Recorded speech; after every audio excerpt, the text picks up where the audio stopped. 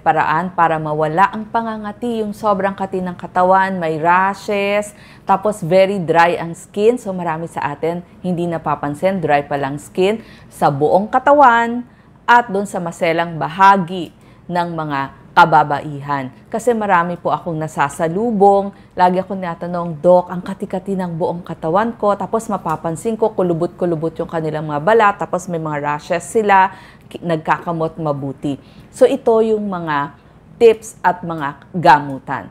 Una sa lahat, may tinatawag tayong dry skin or itchy skin. Yung dry skin or xeroderma, ito ay dahil sa pag-edad o natutuyo ang balat. So, ang mangyayari, sobrang kate. So, itchy skin. So, kakamutin. Magiging dermatitis. So, ano ibig sabihin ng dermatitis? Makati, mapula, o kaya minsan parang pinkish or violet, may rashes, nagbabalat, at tapos mauuwi sa pagsusugat at mangangapal na. So, magpapatong-patong na yung balat nila. At saka, pag umeedad kasi ang isang tao, yung epidermis, tsaka yung dermis, numinipis na yan, parang mas nagiging flat.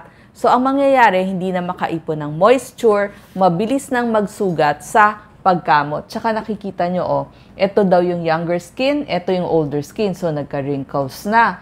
Tapos, mas konti na yung mga blood vessel. So, hindi na nabibigyan ng maraming nutrisyon. Tapos, hindi na rin makaipon ng moisture kasi kulang na rin ng mga collagen, so hindi na gumagawa din ng mga bagong cells. So may mga dahilan bakit nadadry ang skin. So uulitin ko po, ang dahilan ng pangangati ay dahil very dry ang skin ng isang tao. At pag very dry ang skin, mangangamot, kamot ng kamot. Pag sinimulang magkamot, lalo pang kakate ng kakate ang iyong balat. Kaya ang rule, wag na wag kakamutin.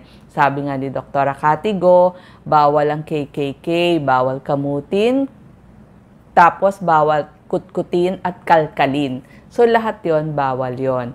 So ito ang mga dahilan. Weather, pag sobrang lamig. O kaya naman kung ang trabaho nyo, nasa aircon. Halimbawa, buong maghapon, aircon kayo dahil opisina yon, supermarket o malamig na lugar. Yung iba nga sa loob ng freezer nagtatrabaho. So, supermarkets, offices. O kaya laging basa or laging naguhugas ng kamay, katulad ng mga restaurant at saka nasa food industry. Pag mainit din, magda-dry ang skin nyo. Yung mga nakatapat sa mga heating fans, halimbawa, taga-ayos kayo ng mga aircon. Tapos yung mga taong sobrang linis, ang tagal-tagal maligo. So yung sobrang init na paliligo, hot bath, saka shower, nakaka-dry ng skin. At tignan nyo kung anong sabon ang ginagamit nyo. Akala nyo nakakabuti yung paggamit ng antibacterial soap. Nakaka-dry po yun kasi pumapatay yun ng bacteria, ng virus, ng fungi. So, palitan natin. Mamaya magbibigay ako ng mga example na nandyan sa grocery. Tsaka mga iba pang kondisyon. Halimbawa, umiidad na tayo. Senior, age 60, actually mga 50 pataas na sisimula ng manghulubot ang ating mga balat. Nag-menopause, nag-andropause, tapos may mga sakit, allergy, diabetes, kidney disease, eczema, tsaka yung mga trabahong parlor, healthcare, kasi kailangan maghugas ng kamay, mga nurse, mga doktor, midwives, farmers, mangingisda, nasa restaurants, supermarkets, food industry.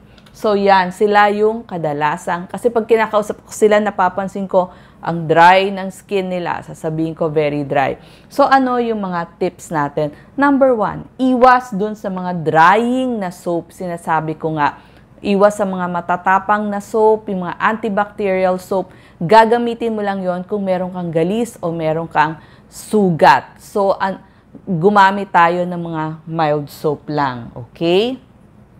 Tapos, number 2, bilisan ang paliligo. Okay? Pag maligo tayo, 5 to 10 minutes lang, wag pong sobrang tagal. Tapos, warm na tubig lang ang ating gagamitin. Wag sobrang init. Mild soap ang inyong gagamitin. Magbibigay po ako ng example. Marahan lang ang pagtuyo ng tuwalya. Wag naman kung makapag-bimpo at tuwalya kayo, halos napakadiin, wag po. Maglagay ng lotion o moisturizer pagkatapos maligo. Right after, para yung moisture matrap pa niya dun sa inyong balat. Okay? Ang mga example ng mga soaps na pwedeng gamitin natin, yung may mga coconut oil, yung mga may aloe vera gel, yan. Yun po, nakalagay yun minsan sa ating mga soaps, sa ating mga lotions, sa ating mga creams. So, i-discuss din natin. Tsaka alam nyo, pag sobrang kati talaga, pwede talaga yung mga oatmeal baths, yung mga very dry ang skin, tapos nangangate. Doon sa inyong isang balding tubig, durugin nyo po yung oatmeal.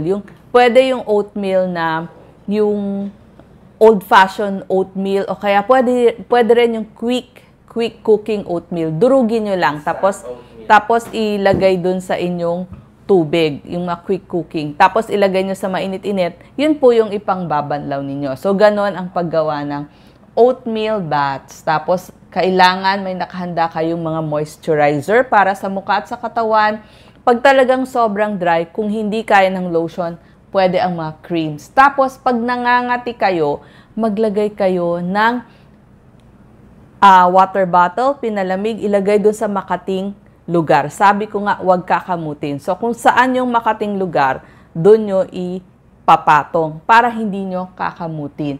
Alam nyo, yung oil ng galing sa nyog, maganda ho, ilagay sa ating katawan. Actually, para hindi masyadong mabaho, merong mga ready na nabibili na coconut oil. Okay. Pagdating sa sabon, sabi ko, yung may moisturizer o mild soap, example po niyan, Dove. Sa lahat po ng, kung medyo meron kayong budget. Kung wala naman, pwede na po ang Tender Care or Johnson's Baby Lotion. Marami pa po sa ating mga grocery, pwede po yung mga Cetaphil, Curel, lahat po yan. Pwede sa face, pwedeng soap, pwedeng body wash, pwede rin dun sa inyong katawan. Okay, yung pagligo, 5 to 10 minutes. Ito nga sabi ko, keep it short, 5 to 10 minutes. Warm water, wag masyadong mainit na tubig. Tapos moisturizer agad. Tapos gamit ito, mild fragrance-free cleansers or soap. Tapos yung pat skin lang, wag masyadong pinupunasan. Tapos lagay na agad kayo ng lotion. Yung iba pwede din yung oil na kung very dry talaga, pwede din yung mga oil. May nilalagay din after pagligo. Tapos, yung mga lotions. Ano ba yung lotions na nandyan sa ating mga grocery? Pwede po yung Johnson's Baby Lotion, kulay pink. Pwede nga yan sa mga sanggol. Di lalo nang pwede sa atin. Mahal. Merong mga mahal, mga Cetaphil, CeraVe, pwede din ng Dove, Nivea, Aveeno. Lahat po ito nakikita sa ating grocery. Pagdating naman sa face, lagi gumamit din po ng moisturizer. Pwedeng Olay, pwedeng Pond's. Kung wala talaga kayong budget, pwede yung mga Celatec. So, ang daming brands na makikita po dun sa ating grocery at saka sa ating drugstore. Kung talagang may problema kayo sa skin, ginawa nyo na tong sinabi ko, pwede ho tayong magpakonsulta sa dermatologist. Yan po yung pinupuntahan pag sobra tayong nangangati. Kailangan makikita nyo, Philippine Dermatological Society. So, lahat ng mga problemang hindi kaya ng mga general doctor, pwede rin po sa kanila. Kasi, gaya ng mga acne, skin allergy, wrinkles, eczema, age spots, matutulungan po kayo ng inyong dermatologist. So, ang gusto lang natin talaga, hydrated yung ating skin. Hindi lang ho skin, pati dun sa ating buhok, sa ating dulo ng mga daliri. Kasi ang dami kong nakikita bitak-bitak dun sa dulo ng kanilang kamay. Kasi po, very dry yung kanilang skin. Yeah. Tapos tignan nyo, baka yung mga ginagamit nyo rin ng mga pantanggal ng makeup, alcohol-based. So pag may alcohol yan, natural, madadry yung ating balat.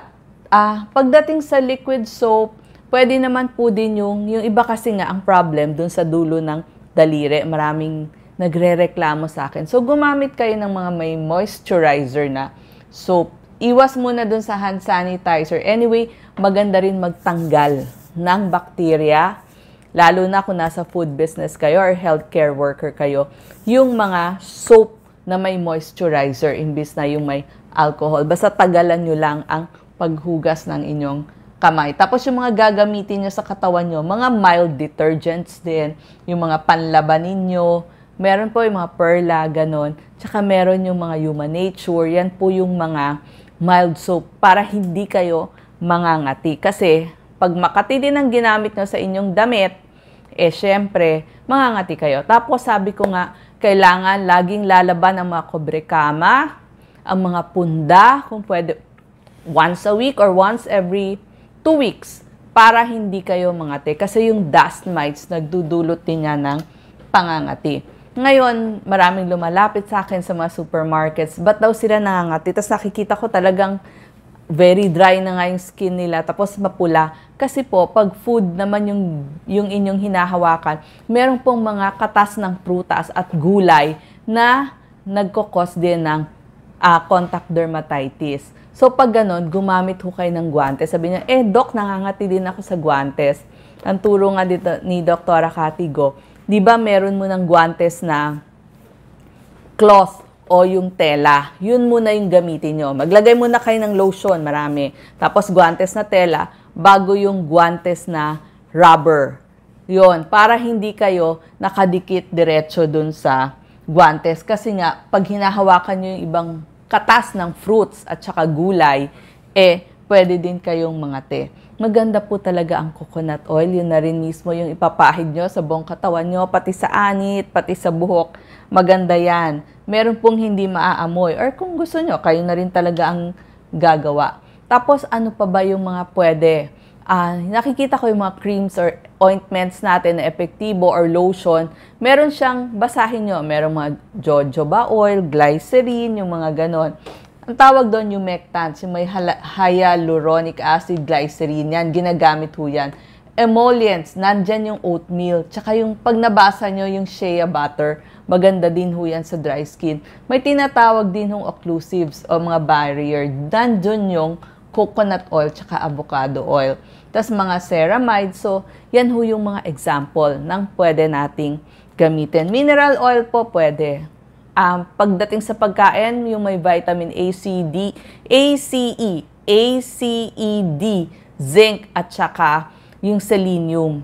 Ano ba yung mga pagkain mayaman dyan? Yung ayan sabi ko nga, A, C, E, D, tapos yung may zinc at selenium, tapos yung mga biotin, nakakatulong na rin yan. Siyempre, nandyan yung mga atay ng baka, kamote, extra virgin olive oil, bell pepper, kasi marami ho yung vitamin C, kiwi fruit, yung mga oat milk, beans, tuna, actually yung mga isda na may omega-3 fatty acid. So sa atin ang marami yung mga tuna, avocado, green tea, turmeric o yung luya. Tapos, yung mga kababaihan, ang problem kasi, minsan makati dun sa maselang bahagi ng babae. So, kapag napakakate, wag na wag nyo hong kakamutin. Pwede ho kayong magpalamig ng petroleum jelly, lagay nyo muna sa ref, tapos yun ho yung ipapahid nyo dun sa maselang bahagi ng katawan. Or kaya pwede kayo yung ice water, pwede din ho, para hindi nyo makamot kasi mangangapal yan eh. So, pwede po yung ice packs. Tapos, wag hong sabon ng puwerta kasi madadry po. Ang pagsasabon ng puwerta, isabay nyo na lang ho sa paliligo nyo. So, kung once a day or twice a day kayo maliligo, dun lang po, gamit mild soap. Hindi ho kailangan ng mga masyadong mababangong sabon kasi mas nagkukos ho yan ng iritasyon, pangangati at dry skin. So, mild soap lang ho. Kung ano yung gamit nyo sa katawan nyo, yun na rin yung gagamitin nyo. So, mainit-init, pwede din. Pero actually, mas maganda kung malamig eh.